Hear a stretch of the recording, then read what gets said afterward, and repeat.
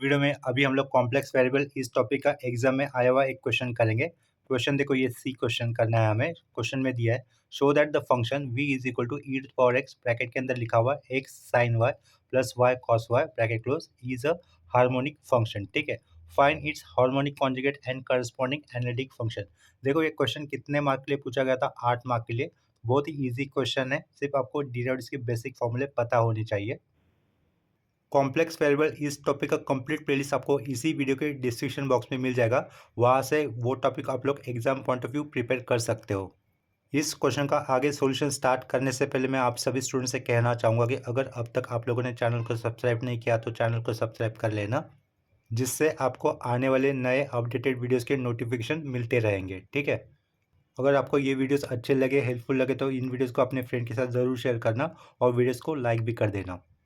देखो क्वेश्चन को एक बार फिर से रीड कर लेते हैं। Show that the function v is equal to e to power x, bracket के अंदर x sine y plus y cos y, is a harmonic function. ये हमें शो दैट करना है।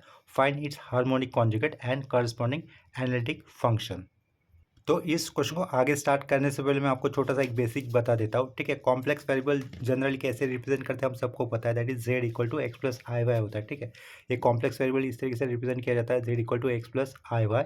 अभी देखो ये जो कॉम्प्लेक्स वेरिएबल ये जनरल में हमने लिखा, इनसे बना हुआ फंक्शन कैसे डिनोट करें हम लोग, एफ ऑफ जेड। ठीक है, वो सपोज मैंने यहाँ पे लिखा है जेड स्क्वायर लिखा है। ठीक है, तो ये जेड स्क्वायर लिखा हुआ फंक्शन, कॉम्प्लेक्स वेरिएबल से बना हुआ फंक्शन, वो हमेशा आगे जेड की जगह पे एक्स प्लस आई वाई ये सब्स्टिट्यूट करने पर वो हमेशा u प्लस आई वी इस फॉर्म में आएगा, वेयर u ये एक्स और वाई से बने हुए फंक्शन होते हैं और v ये एक्स और वाई से बने हुए फंक्शन होते हैं। ठीक है, एफ ऑफ जेड को हम लोग w से भी डिनोट करते हैं, यानी कि w equal to f of z equal to right side में हमेशा किस फॉर्म में आएगा, हमें u प्लस आई वी इस फॉर्म में आएगा। u को रियल पार्ट कहा जाता है, v को इमेजिनरी पार्ट कहा जाता है। ठीक है, तो हमें इस क्वेश्चन के अंदर ये v वाला पार्ट दिया हुआ है। ठीक है, v वाला पार्ट देखो, e to power x, bracket के अंदर x sine y plus y cos y ये दिया हुआ है। ठीक है, और हमें क्या ढूंढना है, उसका हार्मोनिक कॉन्जुगेट ढूंढना है। इसका मतलब ये u वाला पार्ट ढूंढना होगा।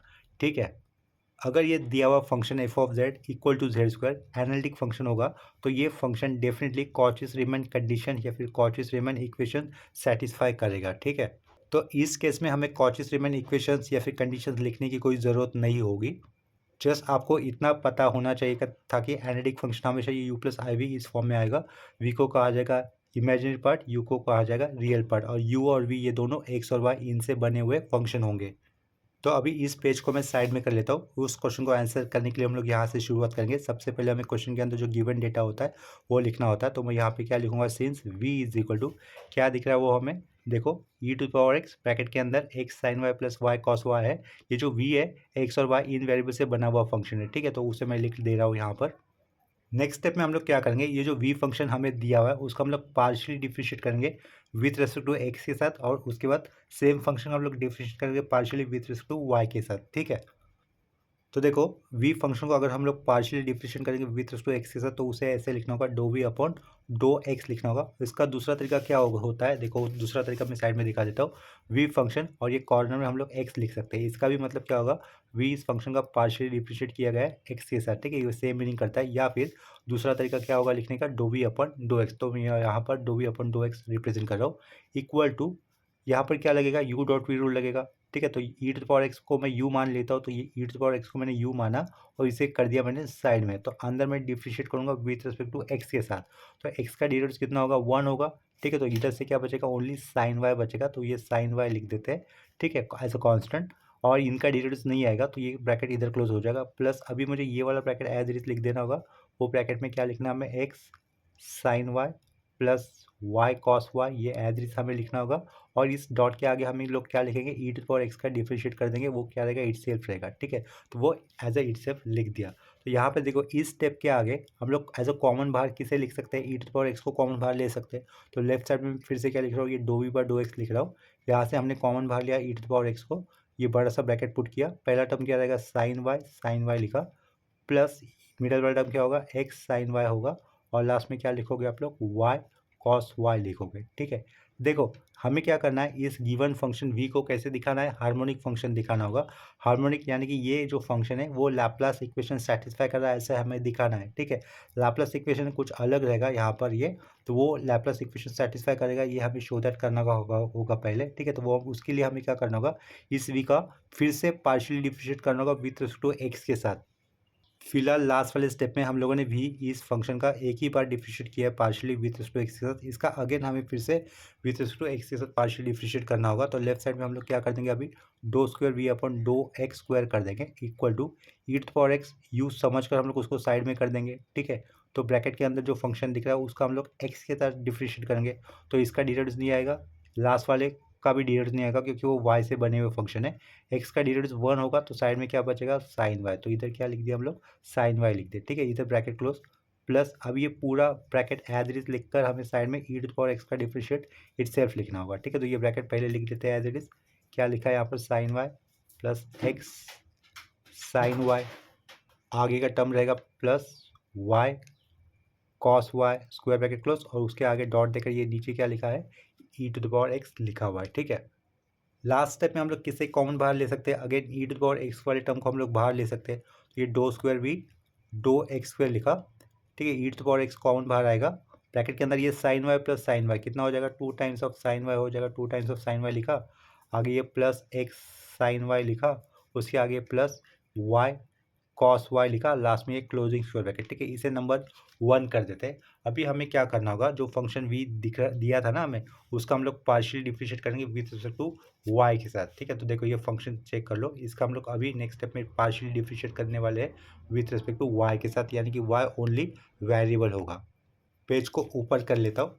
देखो जहाँ पर हम लोगों ने v इस फंक्शन का 2 बार डिफरेंशिएट किया था partially with respect to x, उसे मैंने नंबर 1 कर दिया है। अभी हम लोग v इस फंक्शन का पार्शियली डिफरेंशिएट करेंगे विथ रिस्पेक्ट टू y के साथ, ठीक है। ये एंड लिखा do v by do y, इसका मतलब क्या हो जाएगा, v इस फंक्शन का पार्शियल डिफरेंशिएट किया जा रहा है विथ रिस्पेक्ट टू y के साथ। तो देखो वो फंक्शन मैंने साइड में अलग से दूसरे पेज पे लिखा हुआ था, तो अभी आप लोग यही पे ध्यान दोगे।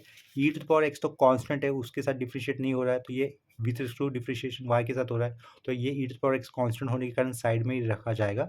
ये साइड में रखा, ब्रैकेट पुट किया, एक्स भी कांस्टेंट है तो ये साइड में रखा गया, ठीक है। साइन वाई का डिराइव्ड का आप लोग क्या कहोगे, सिंपली कॉस वाई का कहोगे, तो इधर हम लोग कॉस वाई लिख दिया, प्लस इधर y डॉट कॉस वाई होने के कारण इनके बीच में u dot v rule apply किया जाएगा।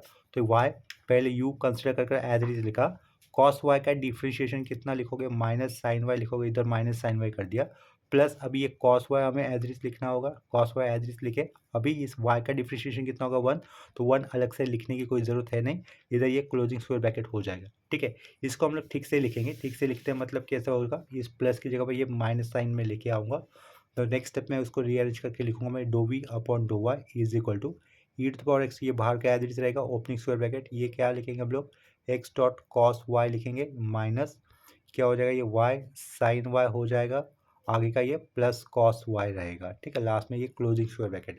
अगेन हमें इसका पार्शियली डिफरेंशिएट कर लेना है विथ रिस्पेक्ट टू वाई के साथ, तो ये do square v upon do y square किया equal to e to the power x तो कांस्टेंट रहेगा, रखा उसको साइड में, ये ओपनिंग स्क्वायर ब्रैकेट, इनके बीच में यू डॉट फ्री रूल नहीं लग सकता क्योंकि एक्स कांस्टेंट है, तो एक्स कांस्टेंट साइन में साइन को ये सॉरी कॉस वाई दिख रहा है, कॉस वाई का डिफरेंशिएशन कितना होगा, माइनस साइन वाई होगा, तो ब्रैकेट में लिखा माइनस साइन वाई, ये माइनस माइनस के बाद मैं ब्रैकेट पुट कर रहा हूँ, क्यों, क्योंकि यहाँ इधर मुझे क्या यूज़ करना होगा, यू डॉट वी रूल, ठीक है। तो ये minus sine as it is रखा, इधर मुझे u dot v rule use करना होगा, वाई को मैं यू मान रहा हूँ एज इट इज रखा, साइन वाई का डिराइवेटिव क्या हो जाएगा, कॉस वाई, वो कॉस वाई लिख दिया, अभी ये प्लस साइन वाई लिखा मैंने नीचे, ठीक है। और इस y का डिफ्रेंशिएशन 1 होगा तो 1 अलग से लिखने की जरूरत नहीं, ये राउंड ब्रैकेट इधर ही क्लोज कर दिया हम लोग, ठीक है।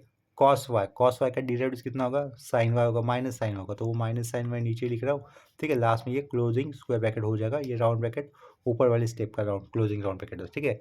कॉस वाई का डिराइवेटिव माइनस साइन वाई लिखा है, लास्ट में ये क्लोजिंग स्क्वायर ब्रैकेट।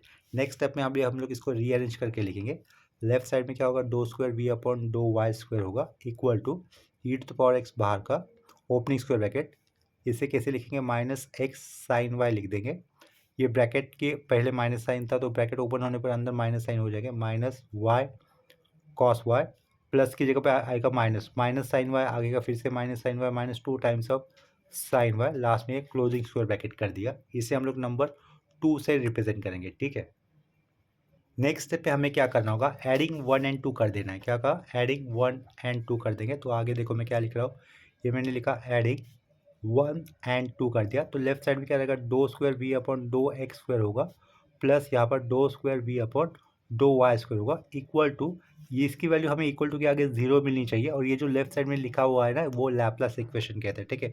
अगर ये इक्वल टू में 0 आता है तो ये लैपलास इक्वेशन सेटिस्फाई हो जाएगा, यानी कि v इस फंक्शन को क्या कहा जाएगा, हार्मोनिक फंक्शन कहा जाएगा, ठीक है। हार्मोनिक फंक्शन की यही कंसेप्ट होती है। तो चेक कर लेते हैं इक्वेशन 1 और 2 को ऐड करने पर राइट साइड में हमें 0 मिलता है या नहीं। तो देखो सेकेंड इक्वेशन में टर्म क्या दिख रहा है, बाहर ब्रैकेट के बाहर क्या e to the power x है, अंदर वाली टर्म में minus x sine y minus y cos y minus 2 sine y. Equation 1 के अंदर देखो 2 साइन वाई प्लस है, इधर 2 साइन वाई माइनस है, एक्स साइन वाई प्लस है, इधर एक्स साइन वाई माइनस है, देखो इधर माइनस एक्स साइन वाई। और यहाँ पर इक्वेशन 1 के अंदर वाई कॉस वाई प्लस था, इधर देखो माइनस वाई कॉस वाई था। और ई टू द पावर एक्स बाहर है, e to the power x बाहर है, यानी कि राइट साइड में ई टू द पावर एक्स बाहर लेंगे तो ब्रैकेट के अंदर प्लस माइनस टर्म रहेंगे, तो यानी कि राइट साइड में क्या मिलेगा आपको, 0 मिलेगा, ठीक है। तो इसके कारण आप लोग इसे क्या कर सकते हो, हियर लैपलास इक्वेशन सेटिस्फाइड, हम लोग क्या लिखेंगे हियर लैपलास, ये लैपलास इक्वेशन होता है। अगर v की जगह पर u लिखते थे हम लोग, do square u upon do x square plus do square u upon do y square, तो हम लोग u this function satisfy Laplace equation ऐसा कहते थे। Therefore u is harmonic function, ऐसा हम लोग आगे मेंशन करते थे, ठीक है। आगे मुझे यहाँ पर क्या लिखना था, here Laplace equation is satisfied, ठीक है, सेटिस्फाई लिखा बाय v, मतलब ये जो v function Laplace equation satisfy कर रहा है, देयरफॉर हम लोग क्या लिखेंगे, v इज हार्मोनिक फंक्शन कह देंगे, ठीक है, v इज हार्मोनिक फंक्शन। तो एक पार्ट तो अपना कंप्लीट हो गया इस क्वेश्चन के अंदर वाला। और क्वेश्चन के अंदर अभी इसके बाद पूछा गया था find harmonic conjugate function. Harmonic conjugate function क्या होगा, अगर इमेजिनरी पार्ट दिया हुआ है यानी कि v वाला पार्ट दिया तो हमें u वाला पार्ट फाइंड आउट करना होगा, तो उसे ही कहा जाता है हार्मोनिक कॉन्जुगेट फंक्शन, ठीक है। तो उसके लिए हमें मिलने थॉमसन मेथड यूज़ करना होता है। आगे हम लोग मेंशन कर देंगे now to find harmonic conjugate function, now to find लिखा, हार्मोनिक लिखेंगे हम लोग, now to find harmonic conjugate function लिखते हैं, ठीक है। Now to find harmonic conjugate function, यानी कि हमें u निकालना होगा, ठीक है। उसके लिए देखो मेथड इस तरीके से रहेंगे, लेफ्ट साइड में आपको एफ डैश ऑफ जेड ही लिखना होगा, ठीक है। हम लोगों ने u का partial differentiate with respect to x के साथ किया है, और u का कह रहा हूँ मैं, v का partial differentiate with respect to x के साथ किया है, और v का partial differentiate with respect to y के साथ भी किया हुआ है, ठीक है। तो वो हमें यहाँ पे कैसे लिखना होगा, v y प्लस ही यूज़ करना होता है बीच में, और इधर क्या लिखेंगे हम लोग, वी एक्स लिखेंगे, ठीक है। ये दूसरा वाला नोटेशन मैंने लिखा है यहाँ पर, जैसे कि v का partial differentiate with to y, और ये प्लस देकर v का partial differentiate with to x, ये दूसरा वाला नोटेशन मैंने दिया है, इतना आप लोग समझ लो, ठीक है। और यहाँ पर वी वाई और ये वी एक्स क्या थे, एक्स और वाई इन वेरिएबल से बने हुए फंक्शन थे। देखो यहाँ पर ये वाला पार्ट क्या होगा अपना, वी एक्स का हो जाएगा, यानी दूसरे नोटेशन में कहता हो तो do v by do x का मतलब क्या होता है, वी एक्स होता है, ठीक है। और ये वाला पार्ट अपना क्या हो जाएगा, यहाँ पर लिखा हुआ do v by do y लिखा हुआ क्या हो जाएगा, वी वाई हो जाएगा, ठीक है, यानी कि ये वाला पार्ट, ठीक है। तो वो मैं यहाँ पे लिख दूंगा, do v by do y लिखा हुआ है यहाँ पे, देखो ये वाले पेज पर वी वाई का मतलब क्या होगा, ये वाला part do v by do y वाला पार्ट, ठीक है। तो ये पार्ट मैं लिख दूंगा do v upon do y, मतलब ये क्या होता है, वी वाई होता है। तो हम लोग यहाँ पर उसकी जगह पर ये सब कुछ इक्वल टू के आगे वाला पार्ट लिख देंगे, देखो ये इक्वल टू के आगे वाला पार्ट लिख देंगे, किसके लिए, वी वाई के लिए। उसके बाद क्या दिख रहा है आपको, प्लस प्लस के बाद आपको क्या लिखना है, वी एक्स। तो वी एक्स की वैल्यू क्या लिखोगे आप लोग, वी एक्स की वैल्यू ये लिखोगे, ठीक है। Do v by do x equal to के आगे वाला पार्ट वो आप लोग लिख देंगे, इस प्लस के आगे जो वी एक्स दिख रहा है ना, उसके लिए हम लोग ये वैल्यू सब्स्टिट्यूट कर देंगे, ठीक है। तो वो चेंजेस मैं यहाँ पे कर देता हूँ, या फिर वो स्टेप में अभी मैंने आपको बताया वो मैं आगे कर देता हूँ। तो लेफ्ट साइड में क्या रहेगा, ये एफ डैश ऑफ जेड ही रहेगा एज इट इज़। तो इधर क्या लिखा, एफ डैश ऑफ जेड लिखा, ठीक है, इक्वल टू वी वाई जो बताया था वो मैं लिख दूंगा in terms of x and y, plus देकर वी एक्स जो in terms of x and y आएगा उसे भी हम लोग लिख लेते हैं, ठीक है। तो देखो यहाँ पर मैंने जो वी वाई की वैल्यू आपको बताई थी वो लिख दी है वी वाई की जगह पे, और ये प्लस के आगे वी एक्स की जो वैल्यू बताई थी वो भी लिख दी, ठीक है। इसके बाद आपको क्या लिखना होगा, बाय मिलने थॉमसन मेथड, इस तरीके से लिखना होगा, क्या, बाय मिलने Thomson's method, Thomson's method mention कर देंगे। बाय मिलने थॉमसन मेथड हमें क्या करना होता है, put x is equal to z रखना होता है, और वाई की वैल्यू जीरो सब्स्टिट्यूट करनी होती है, ठीक है। तो वो हम लोग इक्वल टू के राइट साइड में जहाँ पर भी एक्स दिख रहा है उधर हम लोग जेड पुट कर देंगे और वाई की जगह पे हम लोग जीरो पुट कर देंगे, ठीक है। लेफ्ट साइड में क्या रहेगा, ये f dash of z as it is रहेगा, ठीक है। तो ध्यान दो ये क्या हो जाएगा, ई टू द पावर जेड हो जाएगा, तो e to the power Z लिख दिया। वाई की वैल्यू जीरो है, कॉस जीरो कितना होता है, वन होता है, तो वन के साइड में ये क्या रहेगा, एक्स लिखा हुआ है, तो अंदर जेड लिखेंगे, ठीक है। वाई की वैल्यू जीरो, ये सारा जीरो। कॉस जीरो कितना होता है, वन होता है, तो इसके आगे क्या आएगा, ये प्लस वन लिखना होगा। ये क्लोजिंग स्क्वायर ब्रैकेट आगे का ये प्लस दिया, ई टू द पावर जेड रहेगा, ओपनिंग स्क्वायर ब्रैकेट। वाई की वैल्यू जीरो है, जीरो हो जाएगा, वाई की वैल्यू जीरो, ये भी जीरो हो जाएगा, यहाँ पर वाई की वैल्यू जीरो है, ये जीरो हो जाएगा, ठीक है। अंदर क्या टर्म रहेगा, जीरो रहेगा, ठीक है। तो इधर से हमें इक्वल टू के आगे वैल्यू क्या मिल रही है, सिर्फ ई टू द पावर जेड और ब्रैकेट के अंदर जेड प्लस वन, ये वैल्यू मिल रही है, ठीक है। नेक्स्ट स्टेप में हमें क्या करना है, इसका इंटीग्रेशन कर देना होगा। ये क्या लिखा हुआ है, एफ डैश ऑफ जेड लिखा हुआ है। नेक्स्ट स्टेप में हम लोग इनका इंटीग्रेशन कर देंगे बोथ साइड। तो आगे मैंने लिखा है यहाँ पर I B S. I B S का मतलब होगा इंटीग्रेटिंग बोथ साइड, ठीक है। तो integration f dash of z लिखा, with respect to f dash of z है ना, तो इधर क्या लिखोगे, डी जेड लिखोगे। Integration e to the power z लिखा, ब्रैकेट के अंदर एक्स प्लस वन आएगा, राउंड ब्रैकेट क्लोज, लास्ट में क्या लिखना होगा हमें, ये डी जेड लिखना होगा, ठीक है। तो यहाँ पर इंटीग्रेशन का u dot v rule use करना होगा। ये जो अंडरलाइन किया हुआ पार्ट है ना, वहाँ पर आपको इंटीग्रेशन का u dot v rule use करना होगा, और integration f dash of z क्या होगा, एफ ऑफ जेड हो जाएगा, ठीक है। इंटीग्रेशन का यू डॉट वी रूल मैं लिख देता हूँ आगे। देखो इंटीग्रेशन का यू डॉट वी रूल इस तरीके से रहता है, integration u dot v d x, पहले हमें u लिखना होता है, u लेकर लिखने के बाद v वाले फंक्शन का इंटीग्रेशन करना होता है, माइनस एक बड़ा इंटीग्रेशन फिर छोटा इंटीग्रेशन, सेम वाला पार्ट लिखना होगा पिछला वाला, इंटीग्रेशन v डी एक्स। उसके बाद u फंक्शन का डिफरेंशिएट करना होता है D you by D x, और लास्ट में फिर से डी एक्स लिखना होता है, ठीक है। और u और v कैसे सेलेक्ट करने होते हैं, L I A T E, ये अलग अलग फंक्शन की ऑर्डर होती है। एल का मतलब लॉगरिथमिक, आई का मतलब इनवर्स ट्रिग्नोमेट्रिक फंक्शन, ए का मतलब एल्जेब्रिक, टी का मतलब ट्रिग्नोमेट्रिक, ई का मतलब एक्सपोनेंशियल। तो लेफ्ट टू राइट जाते जो भी पहला फंक्शन आएगा उसको आपको यू कंसिडर करना होता है, ठीक है। तो ये होता है formula generalise rule of, sorry u dot p rule के इंटीग्रेशन का, ठीक है। तो वो हम लोग ऊपर अप्लाई कर देंगे। और एक दूसरा भी फॉर्मूला होता है जनरलाइज रूल ऑफ इंटीग्रेशन, वो भी मैं बता देता हूँ आपको। उसमें क्या होता है, u dot v d x, generalise rule of integration में क्या होता है, पहले यू लिखना होता है, जो वी फंक्शन होगा उसका इंटीग्रेशन करना होता है, बाद में माइनस साइन, यू वाले फंक्शन का डिफरेंशिएशन डैश करके, जो v1 था यानी कि v वाले फंक्शन का इंटीग्रेशन किया था उसी का फिर से इंटीग्रेशन होगा तो वो v2 लिखेंगे, आगे प्लस फिर u डैश लिखा जाता है, यानी कि u डैश से जो पहले डिफरेंशिएट किया था उसी का फिर से differentiation u double dash, v2 का आगे फिर से इंटीग्रेशन करता हो तो v3।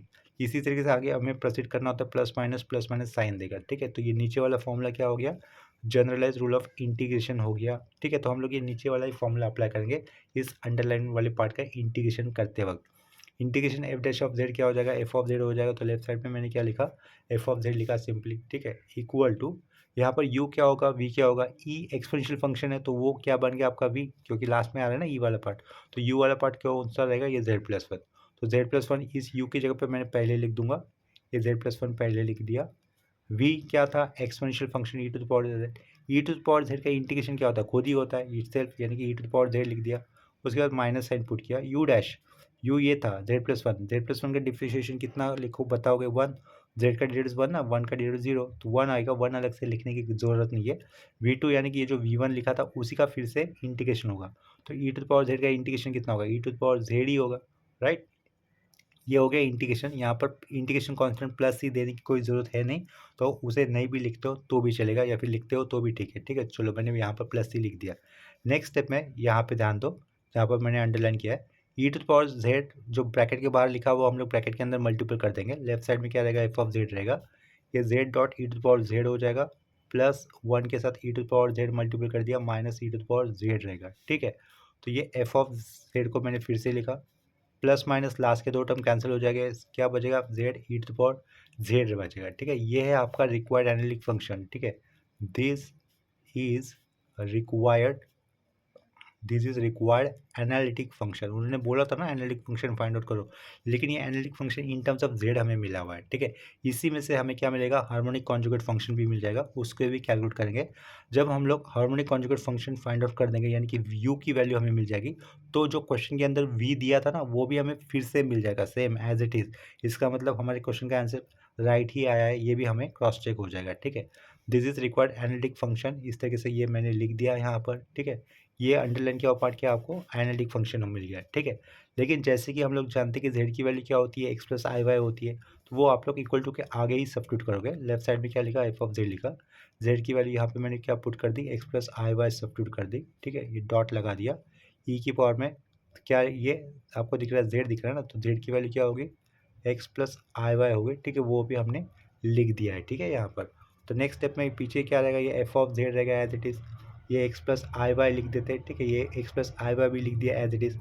इधर मैं क्या कर दूंगा, बेस सेम है, पावर में क्या है, एक्स प्लस आई वाई है, तो उसको सेपरेट कर देता है, e to the power x लिखा, डॉट देकर ई टू पावर आई वाई कर दिया, ठीक है।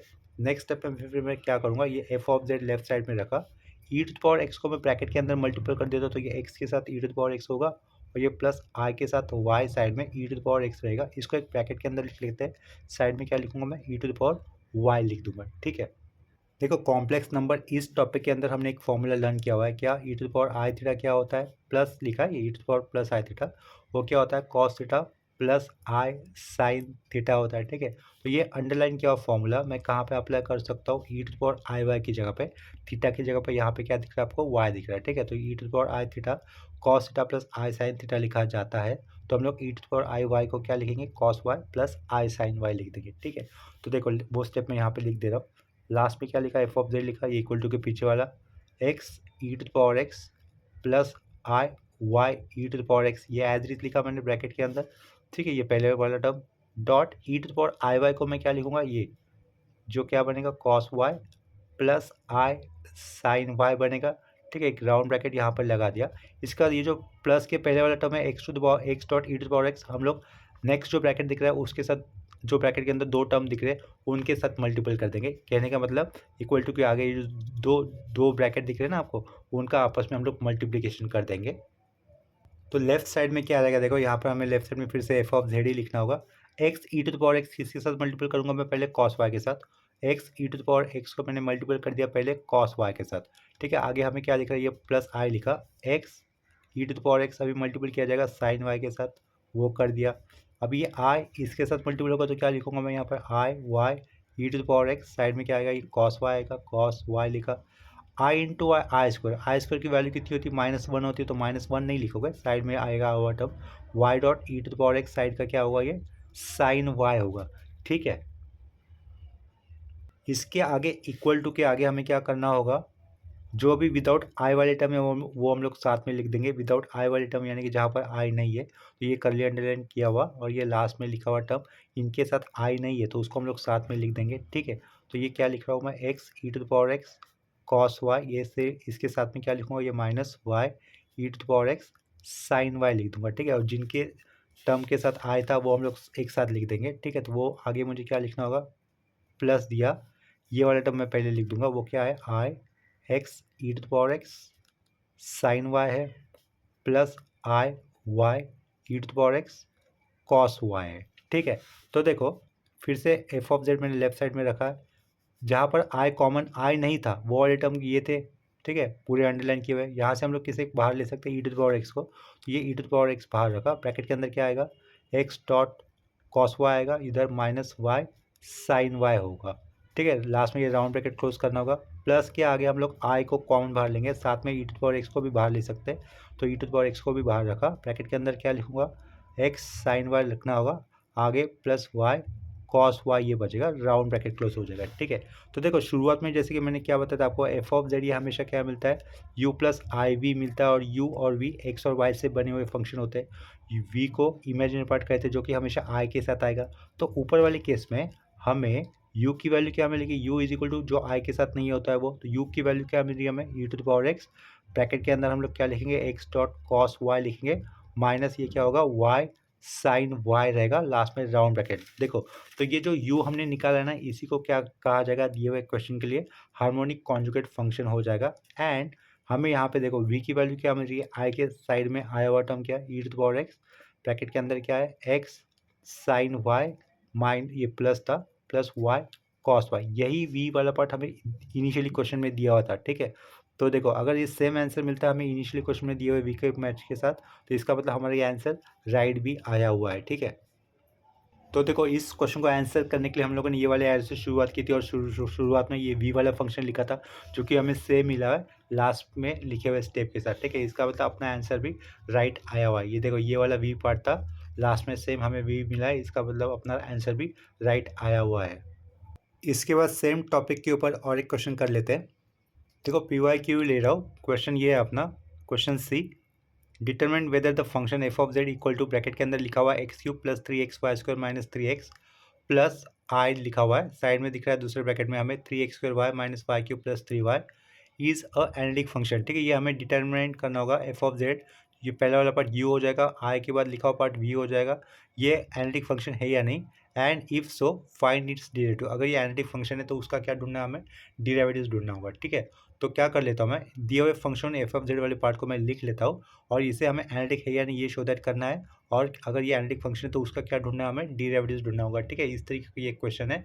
तो अभी मैं इस क्वेश्चन को मैं साइड में कर लेता हूँ। ठीक है, तो उस क्वेश्चन को आंसर करने के लिए हम लोग ये वाले एरो से शुरुआत करेंगे। यहाँ पे सबसे पहले मुझे क्या लिखना होगा, गिवन एफ ऑफ जेड लिखना होगा। तो यहाँ पे मैं वो एफ ऑफ जेड वाला पार्ट लिख रहा था। ठीक है, इसके बाद नेक्स्ट स्टेप में हम लोग क्या लिखेंगे, सिंस लिखा मैंने, सिंस एफ ऑफ जेड ये क्या होता है, हमेशा यू प्लस आई वी होता है। ठीक है, तो हमें यहाँ पर हियर यू की वैल्यू क्या मिलेगी, रियल पार्ट है ये, यू की वैल्यू ये पहला वाला ब्रैकेट हो जाएगा, वो हमें क्या लिखना होगा, x cube plus 3xy² minus 3x लिखेंगे। ठीक है, इस u का हम लोग पार्शियली डिफ्रेंशिएट कर लेंगे विथ टू x के साथ। तो ये क्या लिखा, do u bar do x लिखा, पार्शियली डिफ्रेंशिएशन किया जाएगा विथ टू x के साथ, यानी कि x is the only variable, y रहेगा कांस्टेंट। तो एक्स क्यूब का डेरिवेटिव क्या बताओगे आप लोग, 3x²।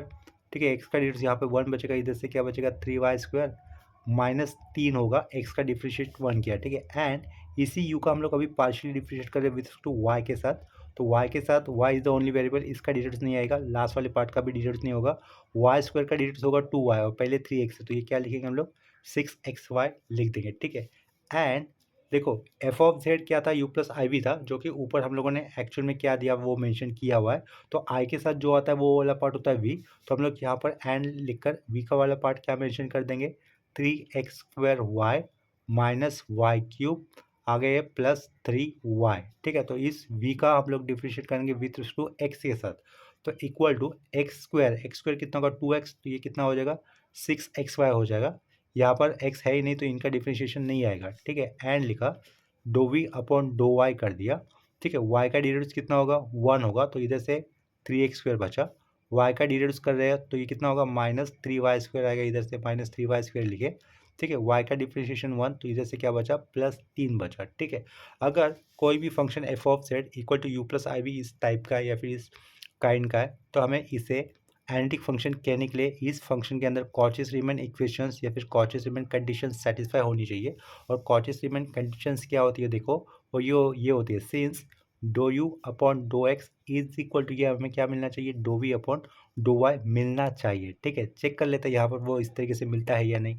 Dough v by do y देखो ये लास्ट में अंडरलाइन किया हुआ part, do v by do y का ये वाला पार्ट है, और do u by do x देखो, do u by do x same है क्या दोनों, do u by do x हमने क्या लिखा हुआ है 3x² प्लस 3y² माइनस 3 दिख रहा है ना हमें, सेम नहीं है। ठीक है, इसका मतलब यहाँ पर वो कंडीशन सेटिस्फाई नहीं होगी।